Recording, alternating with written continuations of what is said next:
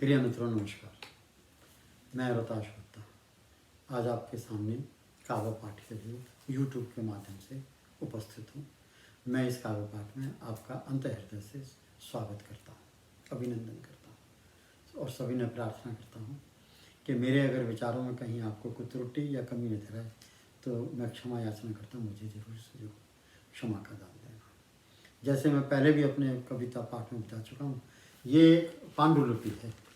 ये मैंने यहाँ अमेरिका में अपने 1 वर्ष के दौरान में तैयार की है और इसका जो शीर्षक है वो है हे भारती तू बहुत कुलीन है। इंडिया में जाके इसे छपाऊंगा। तो भारतवर्ष के जनमानस की जो उसकी एक विशेष व्यक्तित्व है, वो व्यक्तित्व सदाचार से, नीति नियम से भरपूर है, मित्रता से भरपूर है? और पृथ्वी माता का सदा आभार व्यक्त करता है, नेचर का आभार व्यक्त करता है, सहभागियों सहयोगियों से सहयोग मांगता है और किसी भी प्रयोजन में अपनी सहभागिता निभाता है। बड़ा मृदुल स्वभाव का है, छल निश्चल से बहुत दूर रहता है, मित्रता का रस सारे जीवन भर पीता है। ऐसा है मेरा भारतवासी। और उस भारतवासी को इस कविता संग्रह में मैंने भारती के नाम से पुकारा है।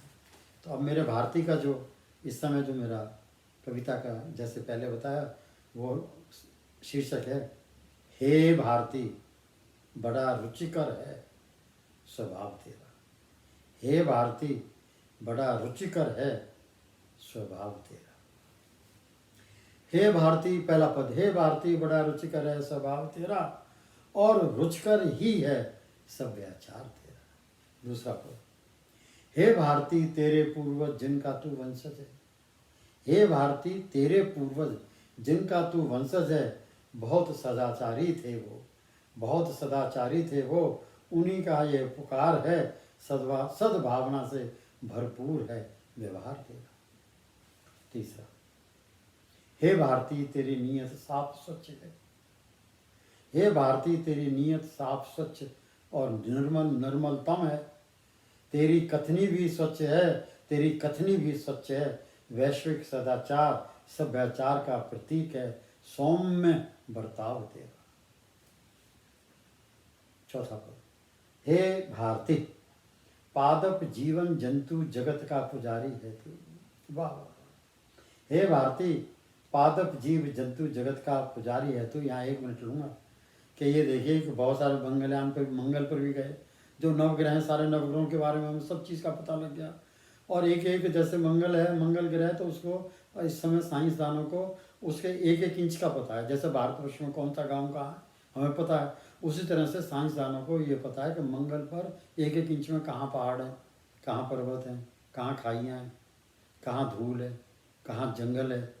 जंगल कैसा? बियाबान जंगल, पादप नहीं है, कोई जीव नहीं है। तो कहने का ये मेरा मतलब है कि इतने सारे, इतना बड़ा ब्रह्मांड है, असंख्य इसमें तारे हैं, असंख्य इसमें ऐसे सौर्यमंडल है, लेकिन जीवन कहीं नहीं। जीवन कहाँ है? सिर्फ पृथ्वी लोक पर। और पृथ्वी लोक पर जो जीवन है, इसी वजह से हमारे ऋषि मुनियों ने उसको हमेशा बहुत ही मान सम्मान के साथ में देखा है और उसके पूजा पाठ भी किया है और उसका पूजा। और ये जो इस समय जो भी नज़ारा है वनस्पति का, पादप संसार का पृथ्वी लोक के ऊपर, आपको हैरानी होगी कि जो ये अंग्रेजी दवाइयाँ आपको लगती है ना, ये अंग्रेजी दवाइयाँ 95% से भी ज़्यादा ये पादप से ही बनती है। ये तो होगी अंग्रेजी दवाइयों की बात। और हमारे ऋषि मुनियों की ये हालत थी, आपको हैरानी हो जाएगी जान के कि किसी भी असाध्य रोग का साधन हमारे पादप जगत में हमें संभव अवेलेबल है। और एक रोचक और बात बताऊँ कि जब वो मुस्लिम इन्वेडर ने उसके ऊपर आक्रमण किया, बिहार में जो विश्वविद्यालय है, तो जब उस विश्वविद्यालय पर आक्रमण किया तो वो वहाँ आके बीमार हो गया था। जब वो यहाँ के बीमार हो गया तो उसने दवाई क्या, उसका दवा दारू उसने अपने जो हकीम वहाँ से लाया था उनसे करवाने की कोशिश की, लेकिन उसको कोई उससे उपचार नहीं हो सका। फिर उससे ये कहा कि तुम उपचार यहाँ के वैद्यों से करवा लो। वो कहता है मैं यहाँ के वैद्यों से नहीं कराऊंगा। उनका धर्म या उसकी सोच बहुत ही ज़्यादा वैसी थी।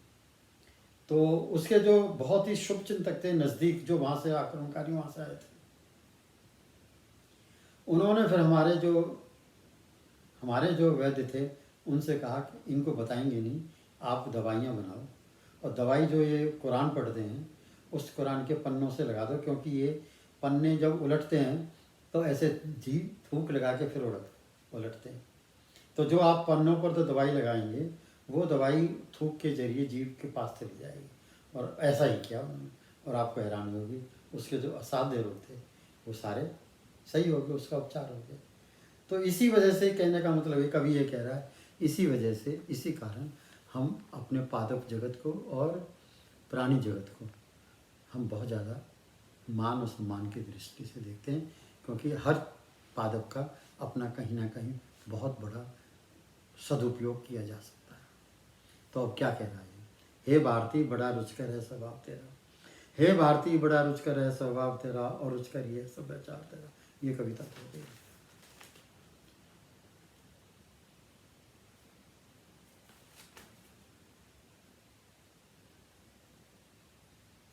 नहीं,